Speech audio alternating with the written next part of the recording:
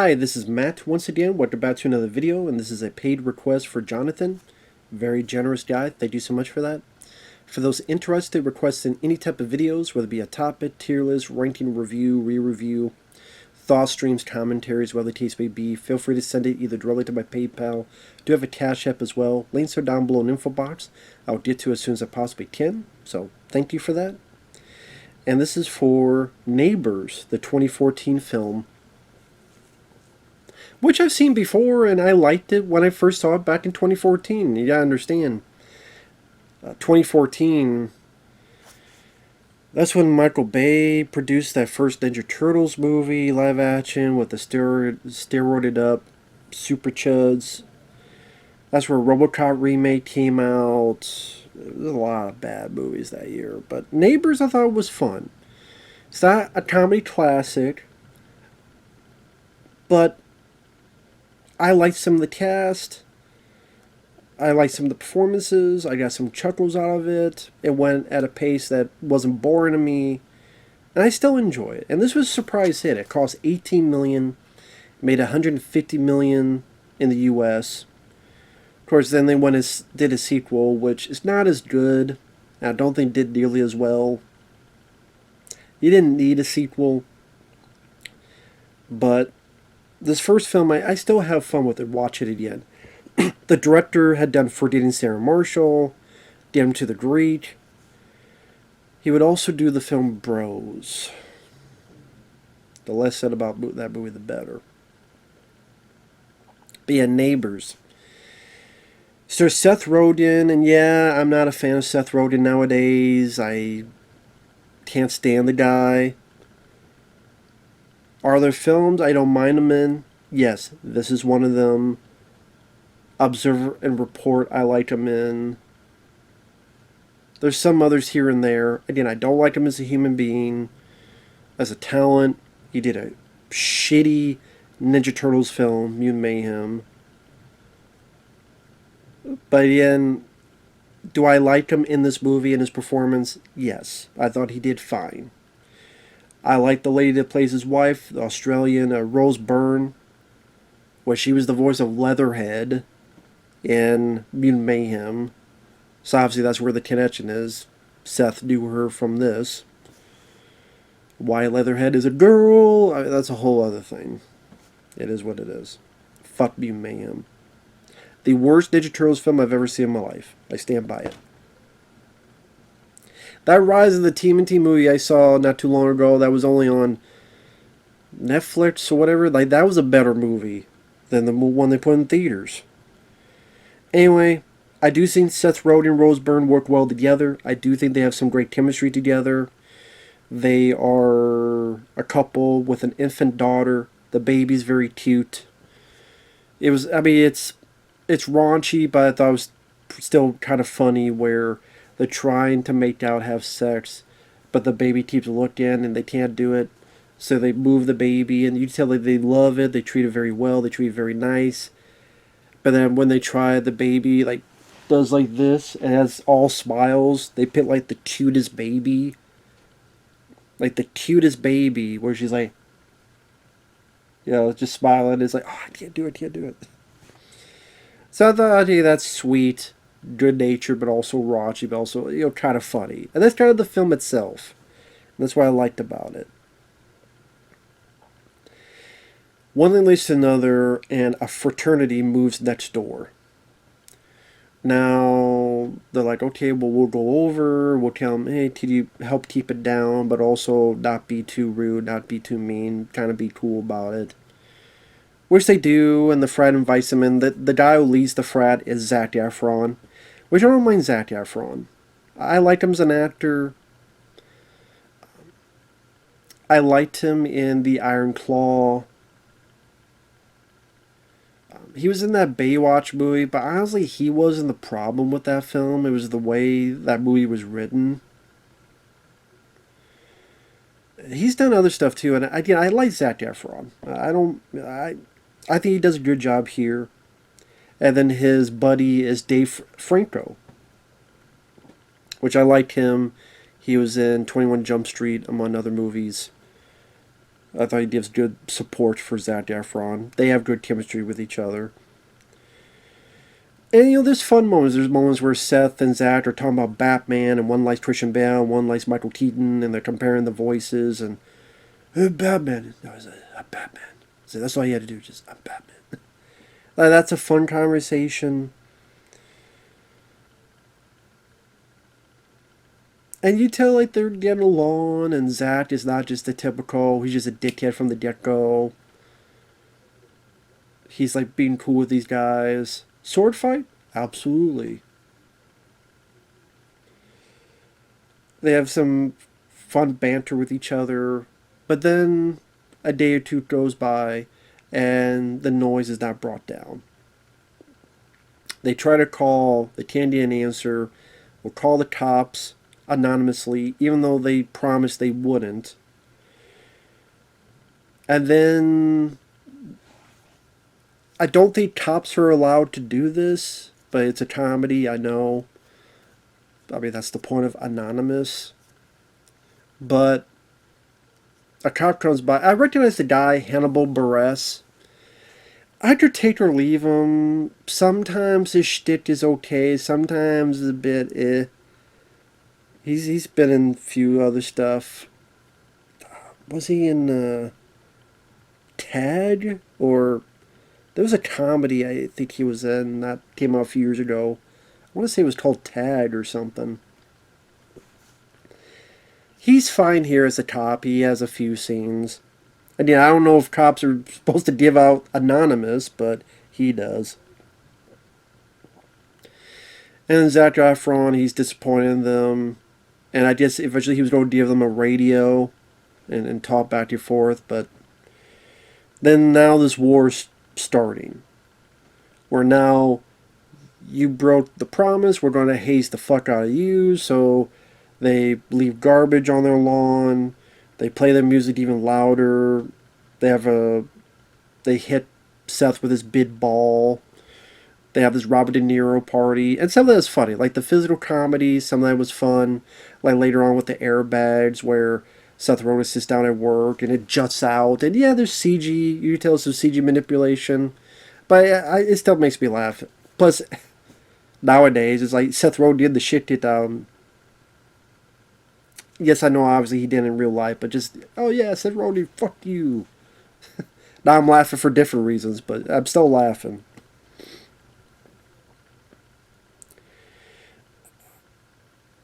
So I think, like I said, some of the physical comedy I enjoyed.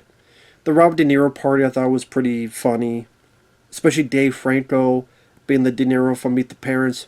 I'm watching you. You broke the trust, fucker.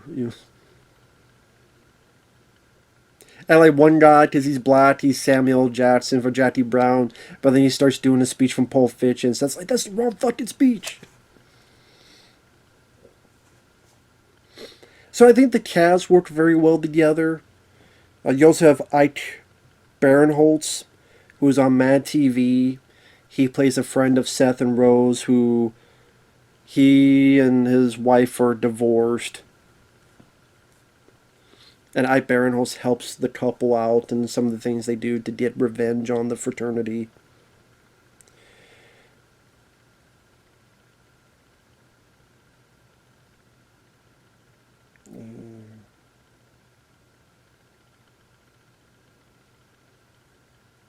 Sorry, I'm looking at my notes. Oh, yeah, okay, that's what it was. Because I knew I was forgetting someone. Sorry for the pause there. Lisa Kudrow's in this as the dean. And Lisa Kudrow, she was on TV show Friends. She was on Romeo and Michelle's High School Reunion. And she plays the dean of the frat. And she has a couple scenes. And when she's there, she's her Lisa Kudrow self. But I thought it worked for this. And she did what she needed to do in those scenes. I thought she was kind of funny. What, 2 or 3 scenes? She was funny for what she needed to do.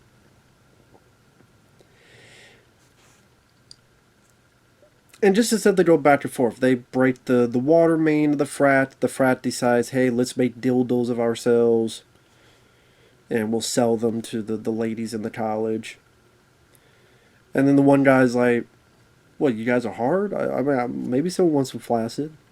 You shave? We were supposed to shave? I told you to shave. Yeah, I thought we were taking pictures. I didn't say shave your face. And then Rip said, you see all the. I mean, yeah, it's raunchy humor. I'm not my favorite kind of comedy, but some of the stuff even I laughed at it. I think just the way the actors play it off, that the guy saying, that hurt so much more than I thought it would. So some of the delivery of the dialogue, I thought they were on point with that. Rose Byrne has this idea of the bros before hoes. Let's make Dave Franco get with Zac Efron's girlfriend and him find out. They get into a fight. At part of the fight, they grab each other, and Seth is like, "Is that how they fight nowadays?" And again, Dave and Zach, they have good chemistry going back and forth with each other.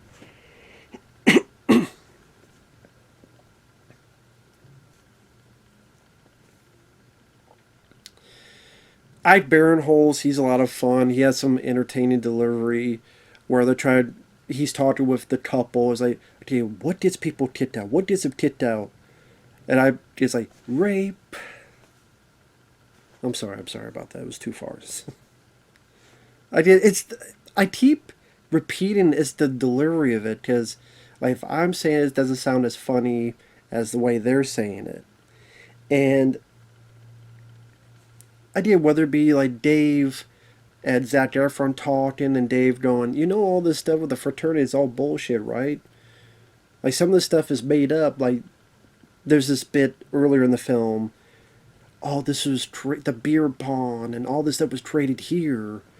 And later on, Dave's like, hell, I know people in other frats where they have their own stories of this. Okay, this is all bullshit. I mean, this was fun, you know, back to the day when we were virgins, but we're getting ready for the real world. So you have Dave who's ready to go forward and face life, and then you have Zach who, see, this is like going to be the best moments of his life, and so he's kind of stuck here. He's not as smart and as bright and other stuff. So you have Zach trying to fight on, and this is important to him, while Dave, like, this is not important at all. So you have that type of friction. I like their argument gets funny. Like, well, I'm a psychology major. Like, come on, man. You said all those things. We rhymed. You think rhyme is... You think just because we rhyme means I'm okay that you fucked my girlfriend? But we said all things... We rhymed together. This is a very funny fight. Even the fight at the end between Seth and Zac Efron, like Seth tries to do an elbow, but then he goes too high and he goes through the ceiling fan.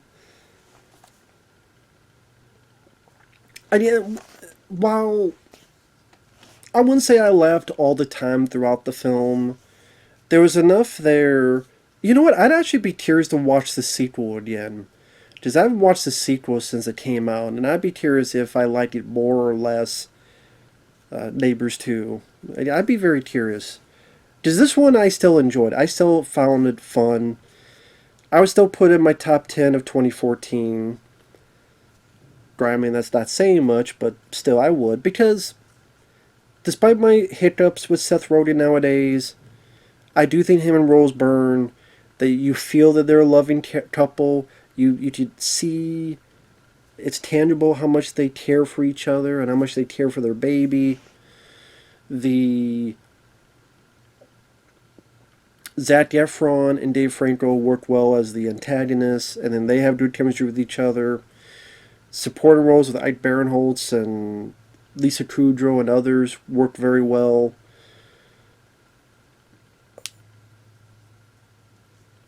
Some of the raunchy humor even got some chuckles out of me.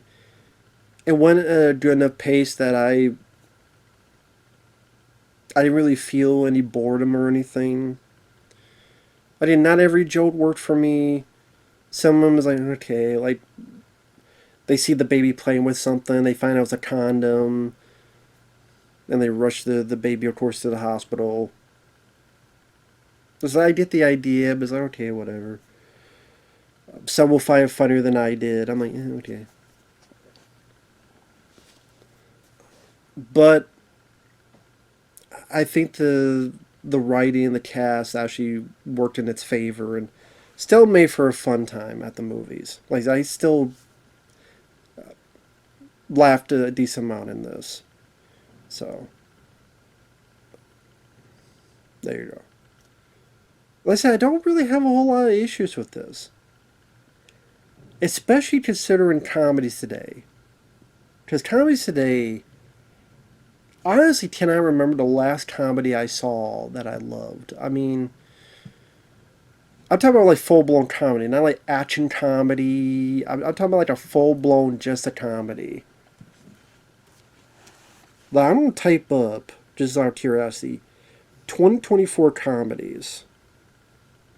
Why not 2025? Because we're just. I mean, we're not too far into the year.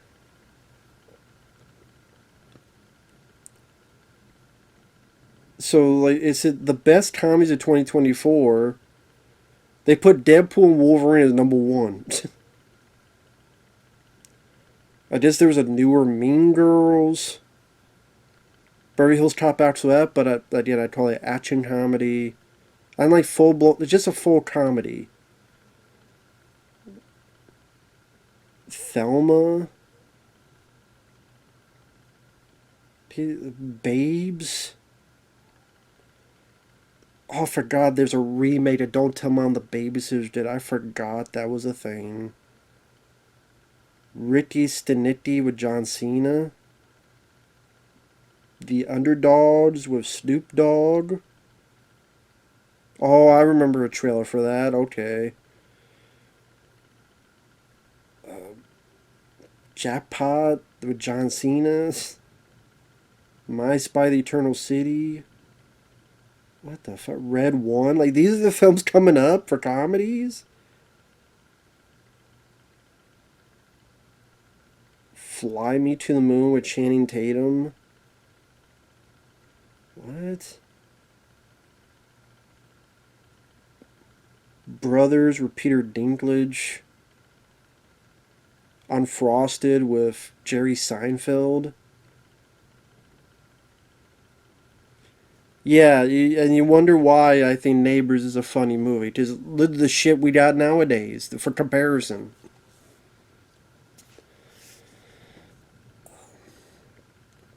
With that said, thanks for watching. Take care, and we'll see you guys later. Bye bye for now.